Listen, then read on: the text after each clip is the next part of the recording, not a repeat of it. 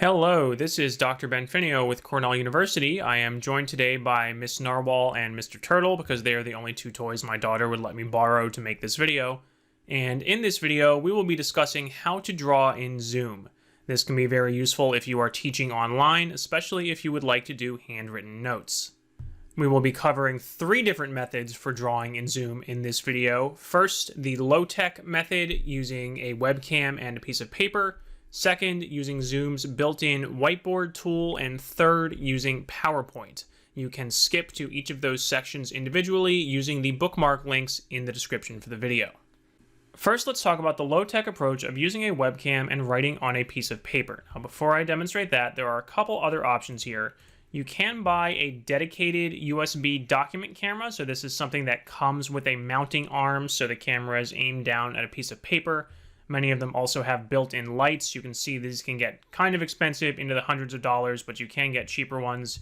You can also use your phone as a document camera. I have a link to a great video in the description by my colleague, Dr. Matthew Ford at Cornell, showing how to use a cell phone as a document camera. So if you already have a phone, no need to spend any more money, you could do that. But I am going to demonstrate using my USB webcam. So I'm going to take my webcam that's mounted on the top of my monitor here, and for purposes of this video, I'm just going to hold it, but obviously if you wanted to do this for a class, you would need to build something or rig something to hold the camera up. So I am going to aim it down at my paper and start writing and say I'm going to write my ABCs, B, C. Okay, first thing you'll notice is, okay, Ben, your camera is upside down, so you have to be careful if you're grabbing this off the top of your monitor. I'm going to need to flip that around. And okay, now my writing is right side up, but wait a minute, it's backwards. A, B, C, 1, 2, 3. So my writing is appearing backwards to me, and that is because by default, Zoom mirrors your own video. So this writing would not appear backwards to my students. It would appear left to right for them, but for me, it appears backwards. So I would need to go into my video settings, so click the little up arrow next to stop video in the lower left here, video settings, and uncheck this mirror my video box, and there, now everything is correct. So when I write, again, A, B, C, 1, 2, 3, this is going to appear as correct to me. Now, Zoom does this because it assumes normally you're going to have the camera aimed at your face, and when your video is mirrored, that makes it feel like you are looking into a mirror when you're looking at your video. So I'm going to go back to my video settings and remirror my video here. So for me, sitting looking at my computer, it feels like I'm looking into a mirror. So this is my right hand. When I tilt my head to the right, the image on the computer moves to my right, even though it looks like it's the person's left in the recording. So this makes it feel more intuitive when you are looking at your own monitor with a webcam. But again, that is going to make things backwards for you when you aim it at a piece of paper. So if you are going to be having just a single webcam aimed at the paper, you will probably want to unmirror your video. Now, two questions people will commonly ask when doing this. One, how can I make sure my students are seeing my video so they see what I'm writing? And two, what if I still want them to see my face? What if I have two cameras and I also want them to see a view of me?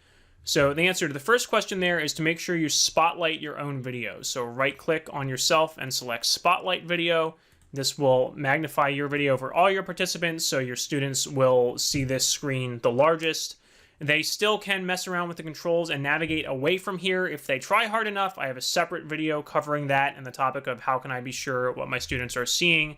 But by default, right-click yourself and hit Spotlight, and then again, if I had my camera aimed down at my paper and unmirrored, then this is the view that all the students should see.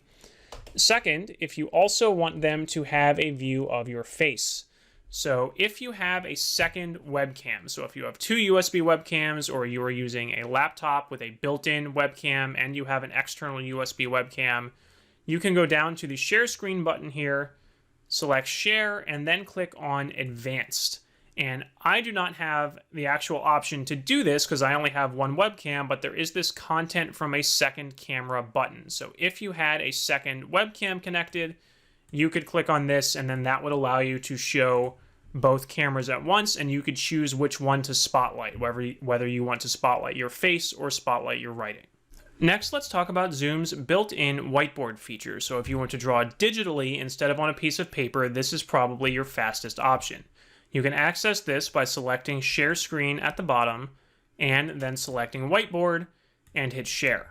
Notice how that immediately changed my screen, so it minimized my Zoom participants' thumbnails here into this smaller window I can drag around, and it gave me this whiteboard window which I can drag around, maximize or resize, and this little control bar for the whiteboard that I can drag around. So by default, it's going to go to the pencil tool, which I can use to write, again, ABC 1, 2, 3. Now for demonstration purposes here, I am just drawing with my computer mouse, which obviously for lots of handwritten notes in a lecture is probably not your best option. We'll talk a little bit more about hardware for that in a minute, but you can see there are a bunch of different tools for the whiteboard here. So I have a text tool, I can type, I can stamp different shapes on the image, I have an eraser so I can erase things.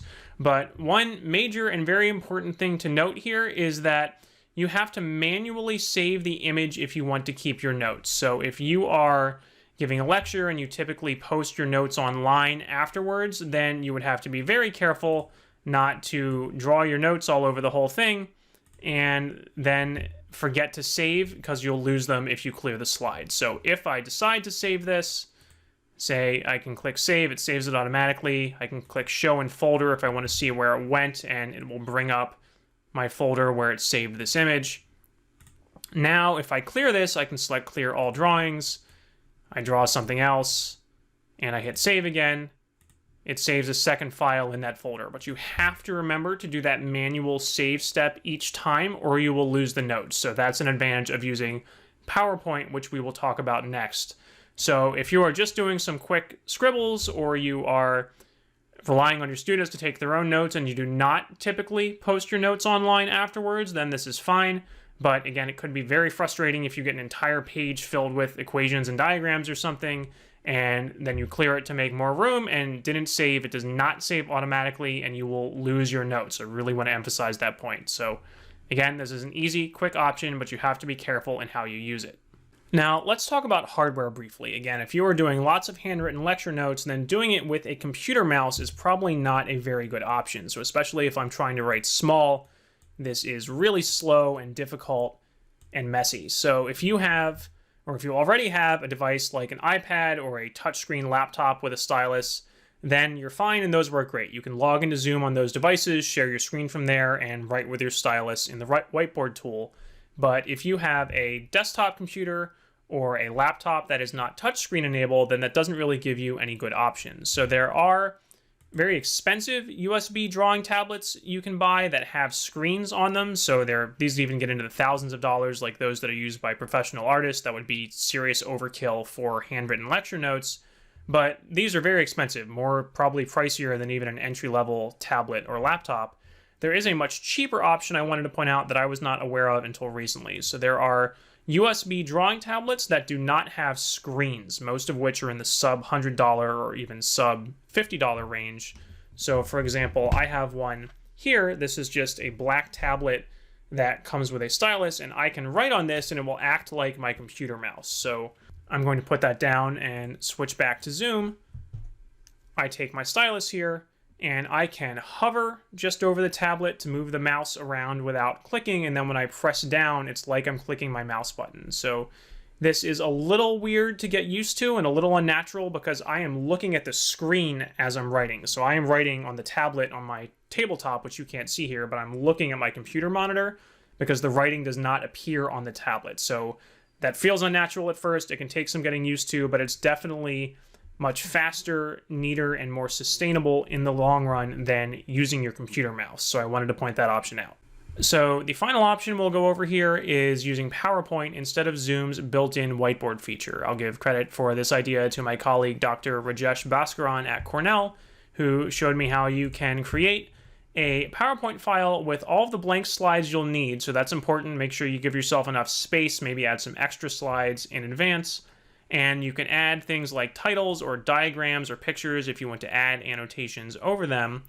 Have this file ready, and then when you are running Zoom, select share screen, and you have an option here. You can either select your entire monitor or you can select the PowerPoint file itself. Hit share. Now I am sharing this PowerPoint file with my participants, but I'm not in presentation mode yet. I'm still in the editor mode here where I see the menu and everything. So I'm going to hit the slideshow button down in the bottom right. You will have to be careful if you are connected to a projector or on dual monitors. So I am on 2 monitors right now, and the monitor that I am sharing is showing the presenter view. The actual presentation is off on my other monitor, which you can't see. So you can switch that by going to Display Settings, Swap Presenter View, and Slideshow. Now I am sharing the correct view of the full screen slides with my participants, and I have controls to draw on my PowerPoint slides down in the bottom left. So if you've only ever given regular PowerPoint presentations without a touchscreen device, you might never have noticed these, but there's this little pen icon down here where you can select a pen and choose a color, and then it will allow you to draw on the screen just like you could in the Zoom whiteboard feature. So I'm just doing it with my mouse here, but all of the same hardware considerations would apply. Doing this with a mouse in the long run is not ideal. You would probably want either an external USB drawing tablet or a touch-enabled device like a touchscreen laptop or an iPad. But you can do all your handwritten notes on your PowerPoint slides and click to advance through the slides with these buttons in the bottom left. You have other controls like an eraser, a laser pointer you can just use to point at things. This follows your mouse cursor around, etc. And the nice thing about this is you can advance through your slides and not have to worry about saving them individually like you did with the Zoom whiteboard features. So I can go through all of these, and when I'm all done, I can hit escape, exit out of the presentation. Make sure you hit keep. So PowerPoint will prompt you to keep the annotations. If you hit discard, you will lose them, but if you hit keep, then you're going to keep all of them. So these are now saved in my PowerPoint file, which I can export as a PDF and then post online. So again, it's a little more setup work in this case. You need to create the PowerPoint file in advance and make sure you give yourself enough slides. So if I didn't have enough slides here, I would have had to exit out of the presentation mode, add a few more slides, go back into the presentation mode. So that can be a little annoying if you run out of space. More setup work, but then much easier to just save the whole thing all at once and export as a single document instead of saving the frames individually like you would have to with the Zoom whiteboard. So as always, I hope you found that video useful, especially if you find yourself teaching online due to the COVID-19 pandemic. If you have a question or a suggestion for another tutorial, please leave a comment. Thank you.